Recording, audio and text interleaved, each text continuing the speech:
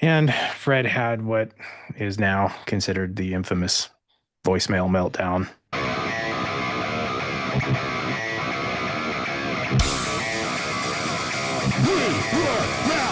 Wanted to kind of talk through a band and a record that I've been a fan of since I first heard them, first saw them, and that's the band Taproot.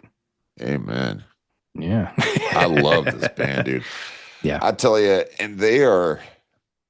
I've heard other podcasts. I've seen lists for years and stuff, and like Taproot always comes up as, if not the, but at least in the top three most underrated bands, especially of of this era. Agreed. And just highly, highly talented, amazing songwriters, fantastic live band. I Yeah. mean, they had Yeah. every single element to make it huge.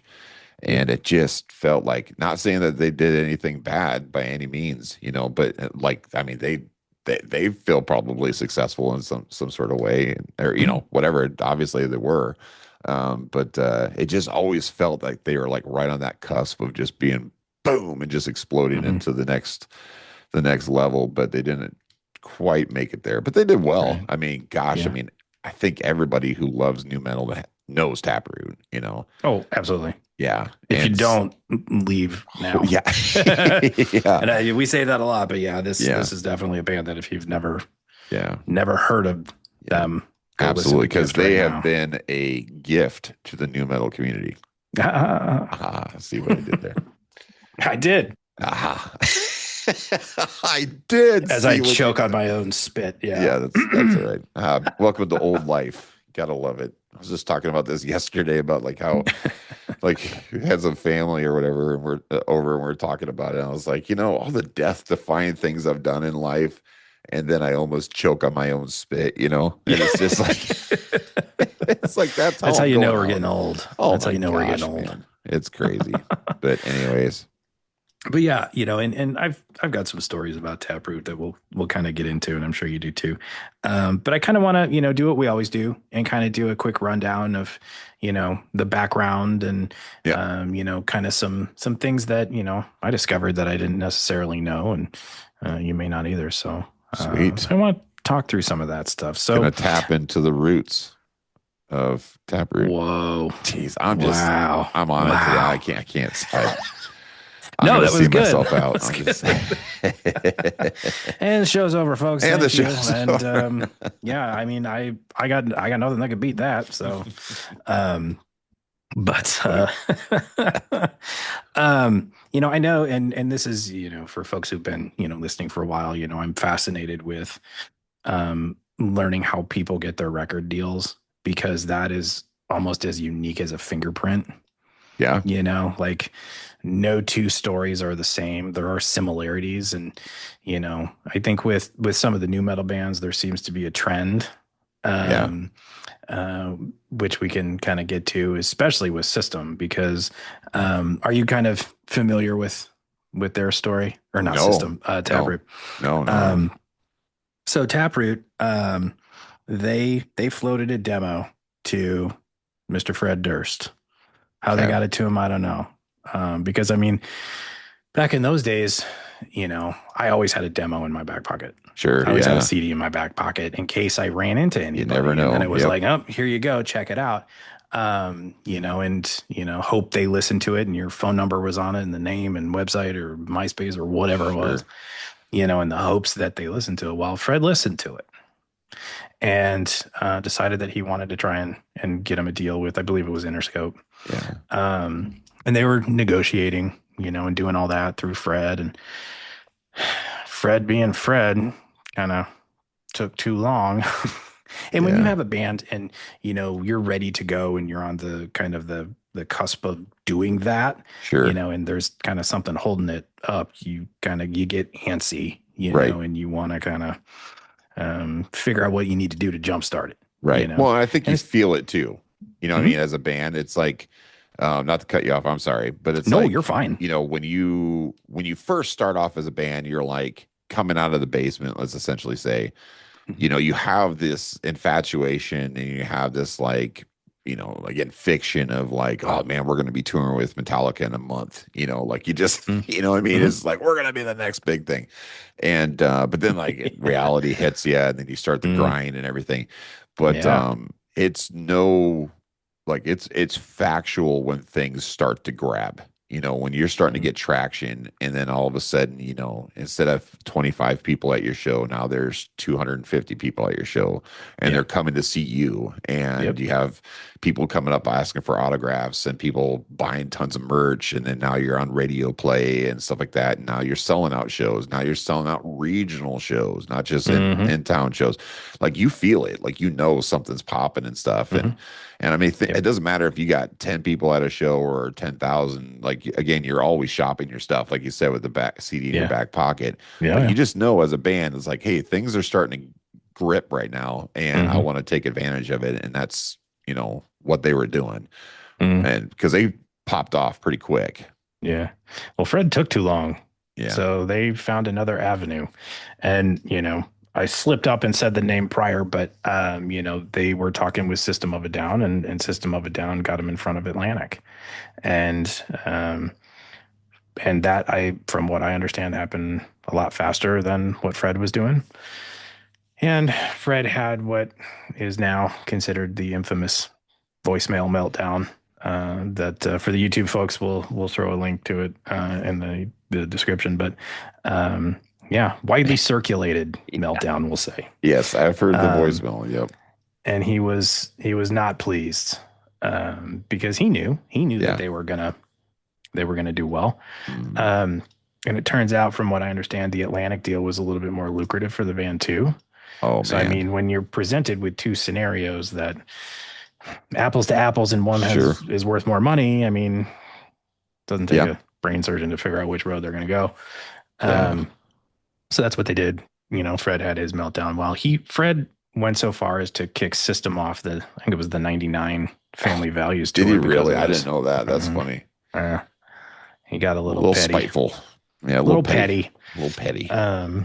But hey, late '90s, Fred Durst, he was Dude, he he was the was guy. he He was was the the guy. guy. You don't want to Yeah. make Uncle Freddy mad. Yeah. But and that I didn't know either. So I was like, wow, okay. But it's like I'm starting to see the trend. Like System of a Down really did help a lot of bands, I think, Sure. in this space. Which is really cool because like I'll be honest, I've never been a huge System fan. Yeah, I me neither. I bought the first record and I enjoyed it. And I actually saw them in a small club in Lincoln, Nebraska.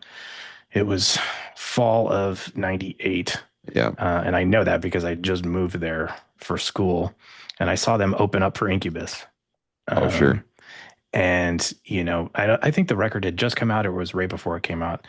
And it was these guys, they were kind of painted up like they used to do. And man, were they fun. I was Yeah. like, okay, because it was all songs off the first record. That And, first record is a banger, dude. I yeah. love that record. Yep. And just, I lost it after that. After that, me too. That's You know, Chop Suey, it's like, yeah. you're It's trying the to do too Walmart much. record. Yeah. Yeah, you're trying to do too much, and I Yeah. get it. There's a lot of Rick Rubin stories, about Sure.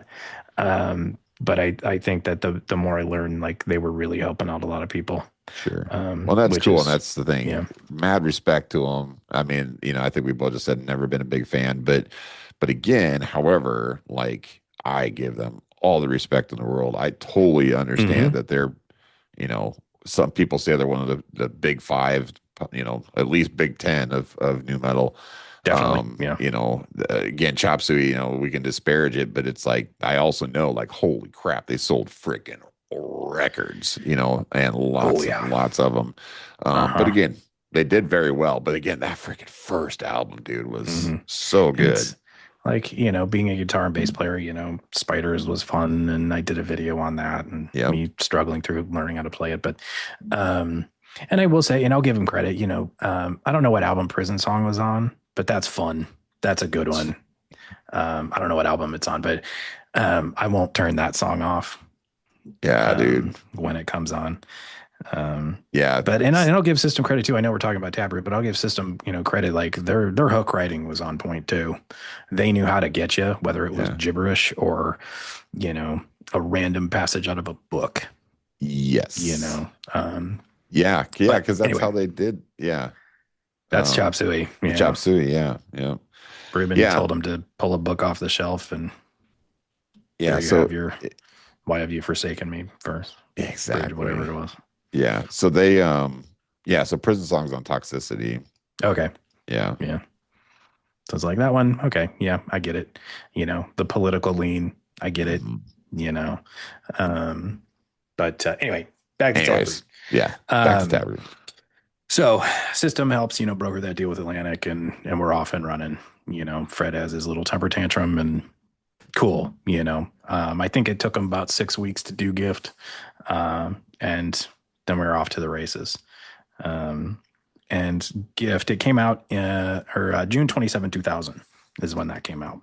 Okay. So came out at pretty ripe time. Yeah. New metal was huge. Amen. And it was produced by 9/11. Ulrich. Yep. Yeah, it was Yep. produced by Ulrich Wild too.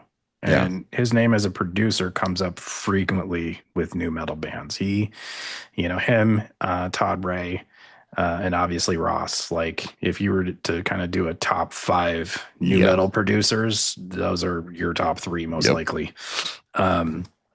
Because Ulrich did a lot, and what he didn't produce, he was still probably working on, whether he was engineering or mixing or whatever. Sure.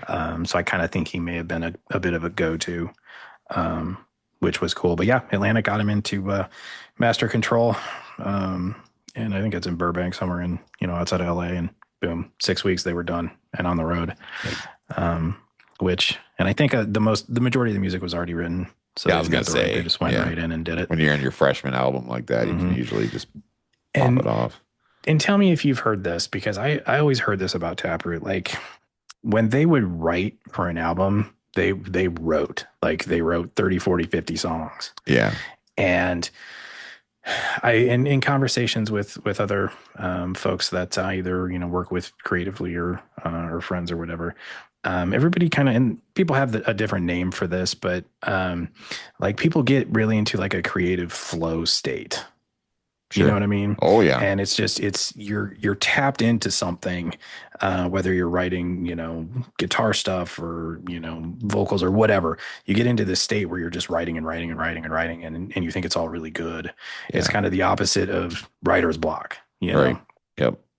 And it seems like Taproot was consistently in that flow state. Sure. Where they were just writing and writing and writing and writing. Yes. Because I think the follow-up record came out rather quickly. Don't recall the date, but I think it came out rather quickly. And then, they had Palm, and that was the big song, and kind of got them where they were going. But some of the songs on Gift were outstanding and better to me. Big time. The song I listen to that song every couple days. That song's so good. Again and again. And like, there's just, Stefan was just he's an amazing lyric writer, I think. Yeah. And vocalist. And it fit really well. And Taproot had a really good, they were really good at kind of creating the vibe, because, around this time was when the vibe part started to become more apparent. Like, White Pony had just come out around this time, and everything got really vibey, which from then on, people really started to tap into, no pun intended, but like, that really started to be a thing. Because prior to that, it was like, okay, here's your guitar riff, here's your aggressive vocal, here's your drums, here's your bass, turntables, you're done. You know what I mean? Yeah. And with these couple records, like, the vibe started to play a big part. Yeah. In the writing, and I don't think that ever went away, which is good. So I think this record is rather pivotal in that. Yeah, I think you're right. I think you're right. And see, I always thought, and again, just based on like kind of the way that they dressed and stuff when they first came out, I thought for sure they were going to be a West Coast band, because they kind of had that Adidas look, going on. Yeah. But they're from Michigan, so they are freaking Midwesterners. Yeah, baby. We'll take them. Put them in the Midwest category. That's right. That's awesome. You know, that's But pretty cool yeah, to do. no, yeah, I think so Gift was their first album, then Welcome, I think was the second one that's Yep. had Poem and stuff on it. But yeah, Hmm. God, Gift though. I Hmm. cannot wait till we come to the Where's It Take You segment Oh yeah. because No, for sure. it's gonna be Yeah. great. But either way. Yeah. So I fun story from my past with Taproot. I was playing a big festival, and I know I've probably mentioned this particular show before. I had I know for a fact I've mentioned it on Caught on the Mic, but I think I've mentioned it here too. Um, Played a big festival, here, and I had like fake production passes. Oh, Have we yeah. talked about this? Yeah. Was this Um, Test Fest? Yeah, it was Test Fest, Test yeah, Fest, yeah. in Council Bluffs, Iowa, Yeah. and I believe it was 2000, 2000. Yep. 2001, 2001. and Or no, I re 2000. It was and called Test Fest 2000 is what it was yeah, called. So I still have my actual credential back there, but nice. and the fake one Nice. actually, and I remember I was one of the other guys in the scene was selling them, and I'm like, oh, all right, we'll see if it works, and it did. Anyway, so I was back in catering while Taproot was playing, and I was kind of hanging out and whatever. And that's when the weather started to turn bad. And I remember I was like catering had like a little dining area inside, and restrooms or whatnot. And I was using the restroom, and all of a sudden, Taproot was out there playing, and then lightning struck the stage. Yeah. That was And crazy. everybody started freaking out. And I was in the restroom, and I'm like, what is going on here? What's happening? So I come out and like, what the hell? And so I don't remember who told me, but somebody told me, oh yeah, lightning struck the stage. So people are freaking out and they're trying to get everybody out of here. And it was pretty wild. So not Dude. only did I not get to see their set, Yeah. it got cut short. Yeah. You were rocking a piss. Yeah, well, yeah. Yeah. So I was at my band at the time. We were in separate bands at the time, but Mm-hmm. we also Yeah. played there that day. And then so we were the second band to play on the second stage as my band is. And so obviously we got to see a lot of the bigger bands playing throughout the day. And yes, that storm came in and stuff. And you could see lightning off in the distance and everything, but everybody just kept going. And yeah, when that lightning hit though, dude, it was so freaking cool. I will never forget that. Like I was sitting on the far right side, kind of towards the back, because I like Mm-hmm. to be right in the middle because then I could see the second stage and the first stage. So I'm just kind of sitting there, and all of a sudden this freaking like purple lightning just wham! It hit like the top right part of the stage, like Mm-hmm. above, and all this wood and like sparks went flying into the crowd and everything. And you'd think that people would be like screaming, like, "Ah, run away!" No, everybody cheered. Like, yeah, the gods are, they love us. It was so awesome. It was like we almost died right there. And like everybody's just like, yeah, it was awesome. But yeah, That's wild. I've never been that close to lightning before in my life. Yeah. And since then, it was just bright purple lightning, just wham, just hit the stage. And then the rest is history because then they were like, Right. oh, we're gonna fix the stage real quick and everybody step outside of the fence Mm-hmm. here and we're gonna open the gates in a little bit and then you call your friends and everything because it's a free show from here on out. And then so everybody like steps out and stuff, and then they lock the gates behind them and they're like, everybody go home. I was like, what? How dare you? And it was like, Yeah. well, that's pretty smart, to do it that way because You don't how want to you riot inside. yeah, how are you gonna say halfway through one of the big I mean, dude, seriously, the bands that were on that bill, man, Mm-hmm. holy crap. How are you I can gonna say stop? Disturbed was on that. Yeah, Disturbed, Um, Kitty, Kitty. freaking Taproot, Yeah, Apartment Taproot. 26, Mm-hmm. Pitch Shifter was on there. Yeah. Gosh, I mean, it was huge. Stained was there. Mm-hmm. Yeah. It was just I don't remember It was everybody. the There who's was who of new metal at the and time. that was the like new metal was just freaking on fire at that time. And Mm-hmm. yeah, so that crowd was enormous. And then to get them all out of there, like how else are you going to do that? So it's pretty smart of them. When I think about it now as a 47-year-old, like, Yeah. okay, I get what you're doing, but goodness sakes, Mhm. like, Call your friends back. Tell them not to come. yep. Yeah, that was crazy though. Yeah. But Yeah. anyway, sorry. Oh, Yeah. No, that, yeah, I that was didn't a fun see it tangent. happen. I only saw the aftermath, back in production, but Well, yeah. there's that's a fun story. Mm. Yeah, Yeah. well, I was in the toilet. Yeah. Well, when you put it that way, No, it's cool. That's actually a cool twist on that story. Is like, yeah, I didn't get to see it because I was taking a piss. So yeah, I heard that's it. funny. I heard I it. heard That's it right. happen. That I Yeah, didn't. that's Yeah, funny. I didn't see it. I guess I didn't remember that Taproot was actually playing when that happened. I thought it was like Yeah, yeah. after it wasn't during a song. It must have been in I'm between pretty songs or something like sure. that. I Yeah, it mean, must I could be remembering weird, either but way. Either way. I'm pretty sure it was them because I remember when I was watching them before I went to the restroom, they were they were wearing all white. Like Yeah. that was kind of the Their shtick deal at at the the time. time. Yep. And there was water was starting to pool on the stage. So, Yeah. and I remember that Stefan was just kind of like, jumping in the puddles and all that. I'm like, oh, Yeah. that's gonna get bad, I think, because it was basically just a tin roof stage, I mean, it's Oh, sure. huge, but there wasn't a whole lot up there to, there Sure. wasn't an awning or anything, No, yeah. to protect anything from getting wet. But yeah, so Yeah, I'm man. sure. That I was wonder if they remember that. I bet they do. oh God. How could you not, man? And I have reached out to them to see if they were into maybe coming on the show, and Yeah, we'll see. so Yeah, hopefully. TBD. Fingers TBD. crossed that we can kind of ask them if they remember this. Yeah. Yeah, dude. I think But everybody would have to remember that how could you show. not? How could Yeah, you you'd not? have to. I mean, Yeah. how many of those bands, I don't care how big they are, how many of them can say, yeah, I was at oh, that happens all the time.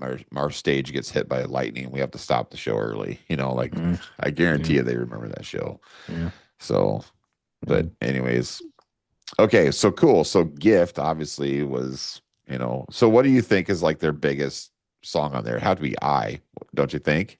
It's my favorite. It's my favorite for sure. Commercially, I think it ended up being Again and Again. Oh yeah, you're I probably right. think, because I know that that song charted. Yeah, it did. It was on Billboard. Yeah, so it So, says, yeah.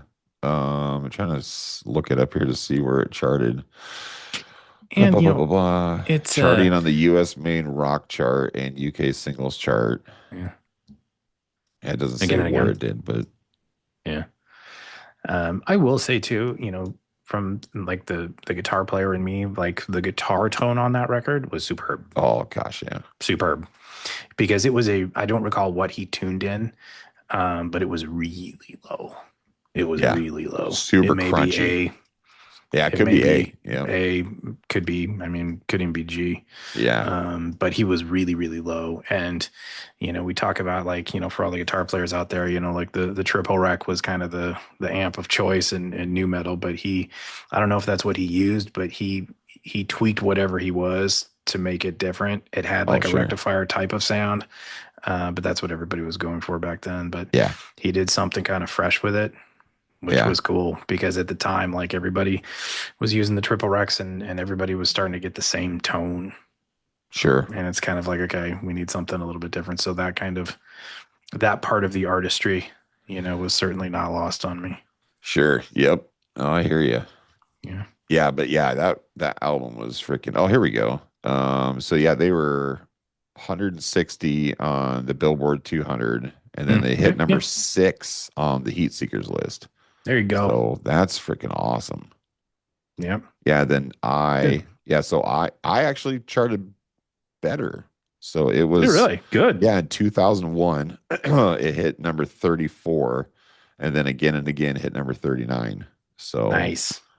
but yeah, good for them, man. I freaking love Taproot, dude. Yeah. They're It's I say this about so many bands. I'm like, oh, they're top 5. It's time. This record is timeless. I think that, if you put that, if you sat somebody down and said, okay, I'm going to play you 2 songs from 2 different bands. I want you to tell me which one is current day and which one is 25 years ago. It would be a hard It would be hard for somebody to distinguish. You put, Taproot next to, I don't know, off the top of my head, somebody like Spirit Box or something like that. Yeah, It's like, it's going to be hard to be like, okay, maybe not Spirit Box because, the female aggressive vocal thing wasn't necessarily prevalent in those sure. days. Yeah, Sans arch enemy. But right. anyway, that's a whole nother episode probably. Yeah. Well, one thing But I would say though, not to like argue that, but like so like, do you remember their Blue Sky Research album that they did? I do remember it. I'll be perfectly honest, it's not something I revisit often, There you go. Yeah. and I And don't remember why, but yeah, that well, probably proves the I remember why, because they went really soft on that album. And did they? so and I don't blame them because again, I mean that came out in '05.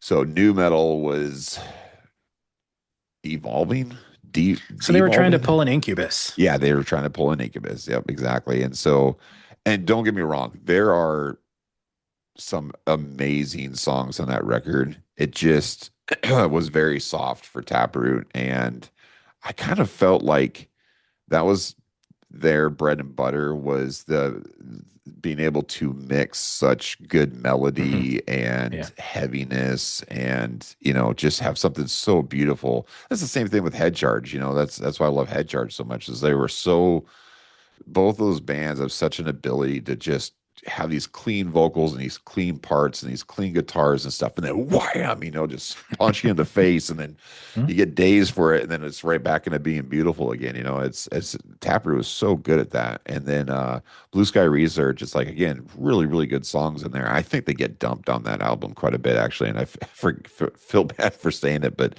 it's good, but it's just soft. And then it was like, oh man, and Yeah.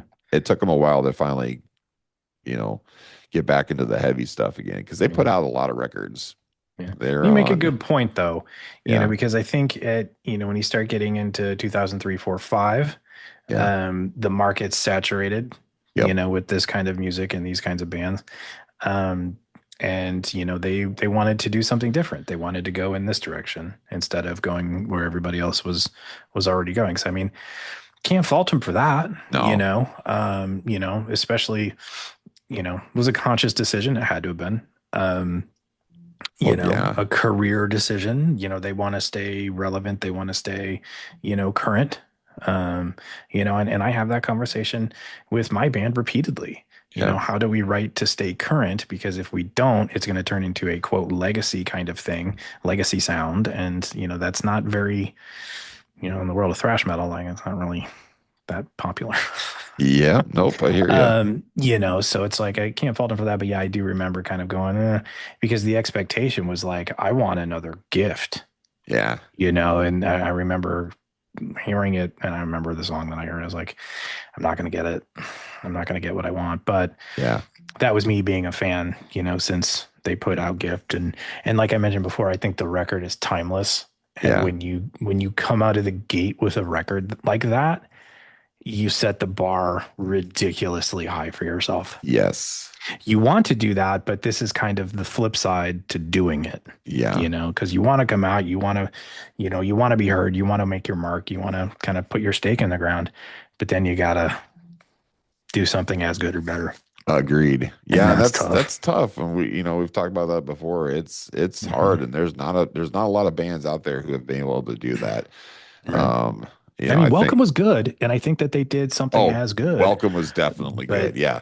They the they were shift going in the didn't same work. succession, I think, as Slipknot, Limp Bizkit, stuff like that. Freshman Hmm. album, big boom, the sophomore album, boom, and then so it's Hmm. like here comes the junior album, and it was like, what? Hmm. And You so almost have to pivot because you can't yeah, top yourself. You get to a place where you're like, okay, we're not going to top it. So I think we need to pivot a little bit. correct. And I get it. Yeah, But totally. sometimes it works and sometimes it doesn't. Not to say that, I'm sure that, there are Yeah. people who enjoy that record and that's great. Um, but I think it had a lasting impact on their career, Yes. we'll say. Yeah. Yeah, for sure, man. Um, yeah. But yeah, I mean, Mhm. kind of coming back to just their succession though, on their own. Again, they've done 7 albums, Mm. which is cool. Again, I think with Blue Sky Research, and again, I could be wrong on this, but as I remember, it was like every album after that, they just kind of still hung in that rock, kind of area. Mm. And that's totally fine. I get it, dude. Like it's hard to, especially when you're growing older and stuff, it's hard to just always be freaking violent and like screaming but I'm pretty sure on Scissors, their last one, it's pretty heavy. And I don't Good. know I'm gonna have what to go check it out. yeah, I don't know what caused them to like say, "Hey, we're going to go back to our roots here" or whatever, but maybe Is it the is it the same guys though? I want to say it's a well, different it's guitar two of player. them. So Steven Richards, he's been the singer obviously the whole way through, Mm-hmm. and then Phil Lipscomb, he's the bass player. He's been the same all the way through. But guitarist wise, they've changed. That's too bad. Yeah, and then the drummer, he was the original. They're back to their original drummer. Um, but yeah, they've only had like 6, 7 dudes in their band that, in the entirety. And how many other bands can say that? You It's know, true. like you usually, I mean, Slipknot had more Yeah. as a working unit, but Mm. so that's pretty cool that they've had, they haven't really bounced a lot of members in and out of their band and stuff, which is pretty cool. Yeah. Um, but again, I've never met these guys in real life. I really hope that I get to at some point. I've listened to a lot Mm. of their interviews and stuff, and they just seem like the most down to earth, cool guys. Yeah. And you know, but I do kind of coming back to the Fred Durst thing. I really wonder, like, obviously they did well with Atlantic, but I really wonder what would have happened if they would have had Fred with them. Because think Hmm. about this for a second. Oh yeah. They Think would of have been Puddle of on. Mud.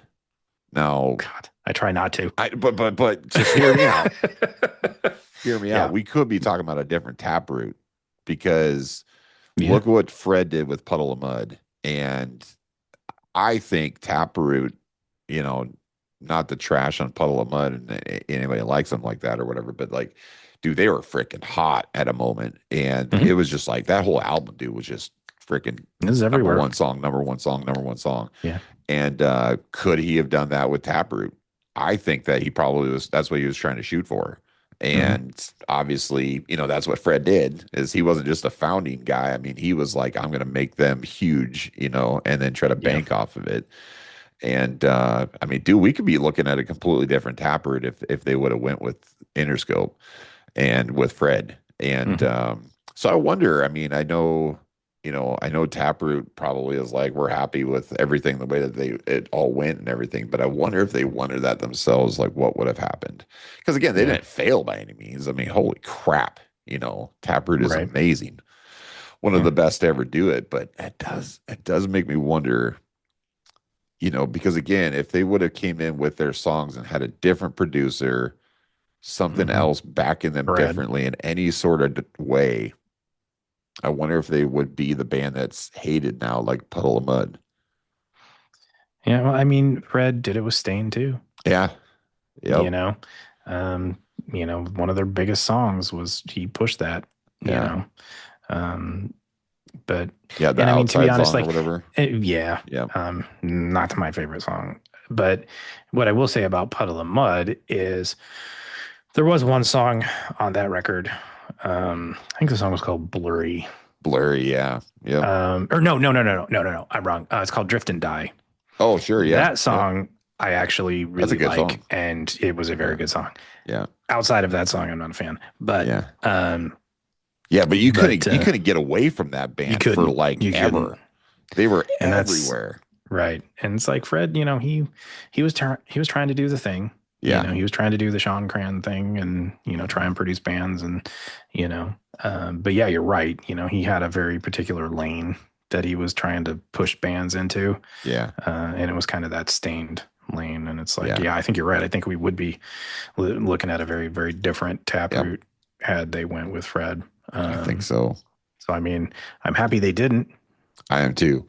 because Yep. that Gift is too much a part of my you know musical and creative upbringing. Right.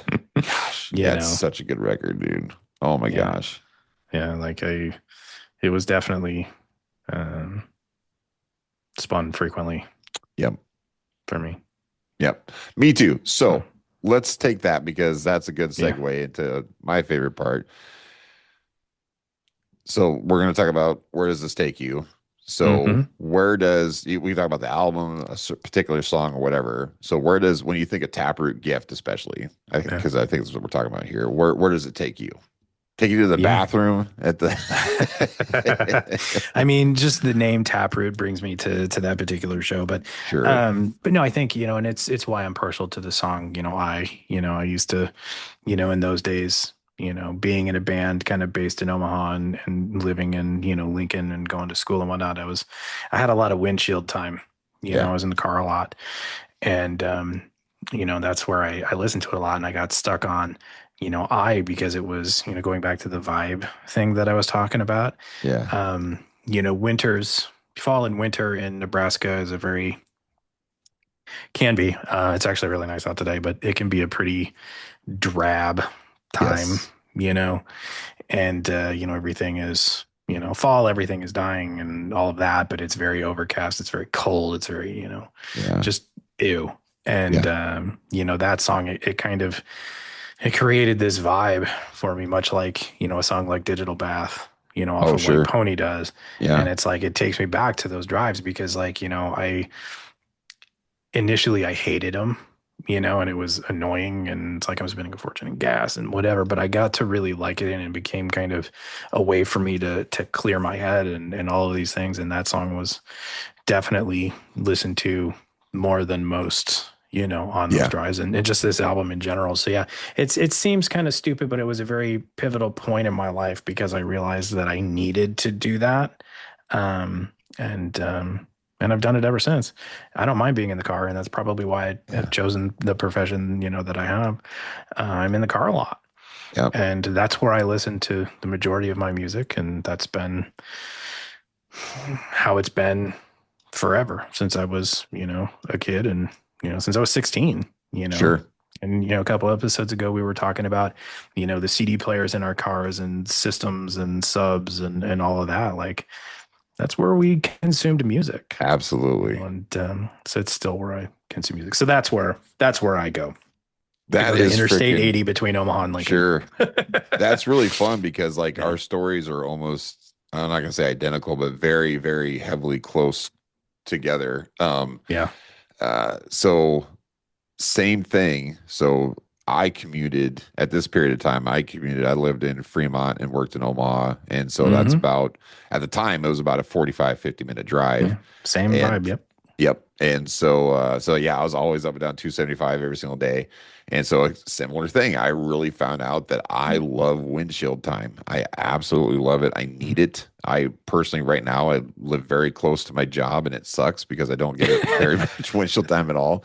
And so Yeah. it's like family Right. work, that's all I get anymore. And Yeah. but either way, so speaking of windshield time, and I brought this up a long time ago when we talked about 40 below, but Mm. at the time I had my BMW and Hmm. it had a 6 disc CD changer in it and it broke all the time. And so what would happen is that I couldn't eject the changer. And so it just had 6 CDs in it, and that's what you got. So the cool thing was it was more than one CD that I could only listen to, which was great. So I had six that I could listen to. But two of those discs obviously were 40 Below, and then the second one, actually two 40 Below records, and then the third one was Taproot Gift. And so I was so very blessed that I just happened to have 40 Below and Taproot in there because this gift is one of those ones that you could never get sick of. There was not a Yeah. song on it Mhm. that I could get sick of at all. And so like I just remember like my brother is very handy with cars. I'm pretty handy as well, but my brother is really handy with cars.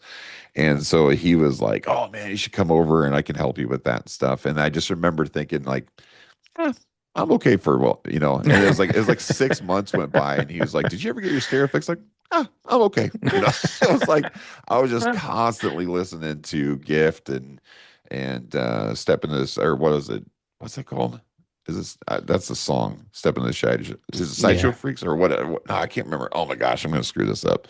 But that first record by 40 Below, Yeah. and gosh dang, it was just so good, man. But yeah, with the song I specifically remember, this is so dumb, but I specifically remember sitting in the drive-thru at Taco John's in Fremont and just listening to that song one day. And again, same thing. It was gloomy weather. It's all gray outside and everything. And I just remember just like feeling so connected to that song. Mm. And I was like, gosh dang, like this guy can freaking write, you know? And I just remember Yeah. thinking like, I feel like this song is a part of me, and it was so relatable. And just sitting there in the drive-through of freaking Taco John's, you know, for people who aren't aware of what Taco John's is, it's a Tex-Mex, you know, kind of chain or whatever, but not the best food in the whole wide world or whatever. But I don't know, man. That's where it took me, is Taco Yeah. John's. But Yeah. Now I want some. I know, I was like, oh dude, Hmm. potato Yeah. lays and get Yeah. some Meat and potato burrito. meat and potato Sign me burrito. up. Some Heck yeah, nacho dude. cheese on it. Yeah. Dude, those used to be Stomach hurts huge already, back in the but day. Remember those? oh Now yeah. they're these tiny little things, and Yeah. we're getting ripped. Shrinkflation. Shrinkflation. Amen. Jeez. But yeah, no, I think you kind of it's it's awesome that, music can do that just in general. Yeah. It can make you feel so connected to it, that 25 years later, you're telling that story. Like to me, that's incredible. And that's why music is such a powerful thing, Yeah. just in general. And, like I said earlier, this record is pretty timeless for me. Amen. Um, and Welcome was good too, but this one, I don't know.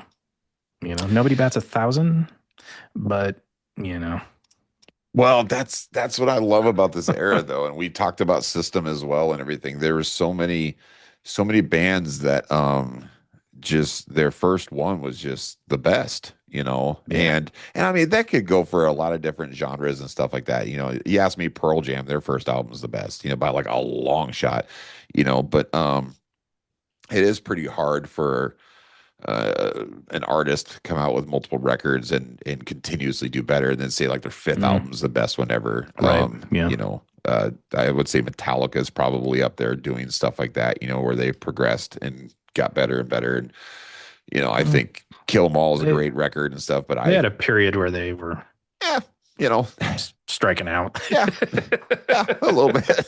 you know, Yeah, but no, you're right, and that's a difficult thing to do for anybody. it Like I is. mentioned, It is. you're constantly trying to top yourself, and at one Correct. point you realize you're not going to, so you pivot.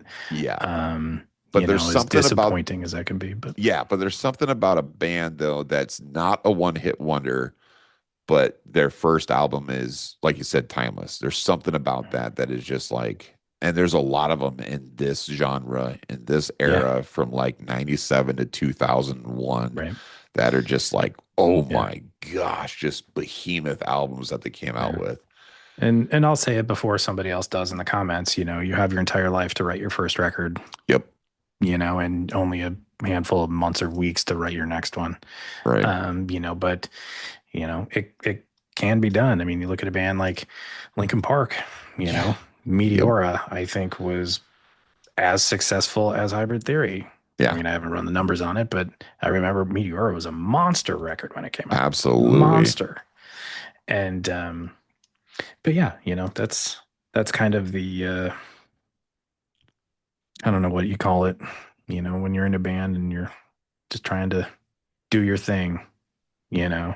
and it's when you get all businessy with it, it can get convoluted and weird, and I think that some bands did, some bands didn't. Yeah. Some bands were chasing the art the whole time, and it Sure. led them to some weird places. Look at Slipknot, and they're a great example. Correct. How many people did they piss off with Volume 3? Oh my A gosh. lot. Yep. A lot of people. Yep. So there's something to be said for kind of playing the game, but there's also something to be said for sticking to what your Right. brain and heart is telling you to do. Exactly. And that's, you know, again, that's something that I think we've we've talked about before is, it's like you said, that freshman album where you have your whole life to write it and everything is one thing. But I also feel like when it comes down to money and tools and, experience and stuff like that, when you have like I've scraped for 2 years to get this amp and this guitar and these strings and this drum set and these cymbals and and it's like you're literally like at the cusp of everything that you've put into this and you're using the bare minimum to write music. At that point you're relying solely on creativity. You know what I Hmm. mean? It's Oh another yeah. thing when you have 250 grand in your back pocket, one of the best Yeah. producers out there, da da da da da. You got the studio full of this, that, and the other thing, the best mics, gold plated this, gold plated that, da da da da da. And then it's like, okay, now you got to start writing from here. And it's like, oh, well, let's see. I want to try this. And I've always wanted to try that. And I wanted to, Yeah.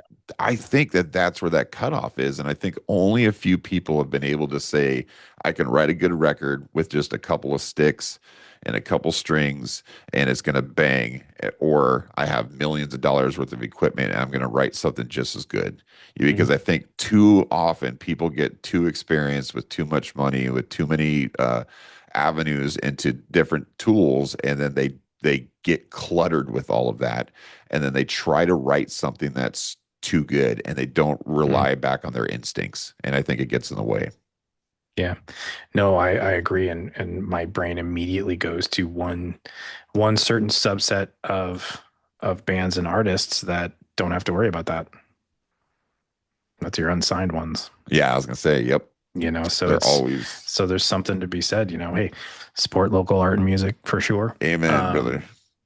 But don't That- sleep on the unsigned folks no, because man. this day and age with Spotify, and we all know how easy it is to get music on Spotify. Yeah, You know, once you find something like, we've stumbled into bands that aren't signed that are yeah. tremendous, Oh my gosh, yeah, tremendous. yeah, And you see, or I see, people saying, people who have, record deals and career musicians and all that, they say the worst decision they ever made was signing a record yep, deal, yep, you know.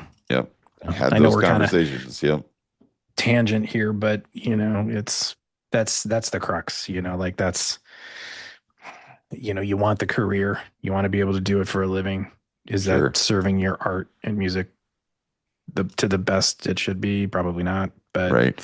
you Yeah, know, it just all comes down to influence. Where's your influence mm, coming from? Is it coming from within, or is it coming from an outside source? Is it coming from money? Is it coming yeah, from, whatever, right, and it's really easy to, I think Mike Clark was talking about that. It's really easy to let the business be the influence, and and hmm, unfortunately it shaves off what was so perfect about a band, and yeah, man, creativity is a hell of a thing. It can be really, really great, but it can be easily swayed in different ways, and hmm, but I just think that's what's so important, just to like, again, I think we were talking about this, so way earlier, but just the creativity side of a human being, just our soul and everything is so important, just to be by yourself and just create, yeah, or be with a group of people that you can be hmm, that intimate with, and yeah, create and not worry about outside influences and things of that nature. It's awesome. It's a hell of a mm, feeling. um yeah, that's one of my best uh you know memories, I guess, of being a musician, and is just the feeling of taking something from nothing and turning it into something that you're proud of. That's awesome. But then hmm, putting it in front of people and having them accept it, that's like the best feeling in the whole wide world. yeah. And It's, when they connect with it, oh my and it gosh, man. means something to them, and Yeah. yeah, I agree, Yeah, dude. It's just, 100%. it is intoxicating, and It can be, it yeah, can be. And unfortunately, some people probably take it too far, just like anything else that can be addictive, yeah, but hmm, but but yeah, and you either can, way, Taproot, man, freaking yeah, awesome band. Absolutely love them. Hope timeless to have them on record, the show someday. You know, yeah. that We'll would keep be a trying. gift. Yeah, Sorry, dude, I and we're can't stop. done on And that we're note. I can't stop. You did We it would again, man. welcome them to the show. I would welcome them I'm sorry, I'll stop. No, don't. I have nothing else to contribute. Oh man, No, that's good. All right. In all seriousness, though, it's to me, it's a timeless record. I'm glad we got a chance to talk about it, and yeah, we'll keep working on getting the guys on the show. Amen. Sounds good. All right, brother. Hey, man, it's good hanging out again. Totally. All right. Well, until next time. We'll see you.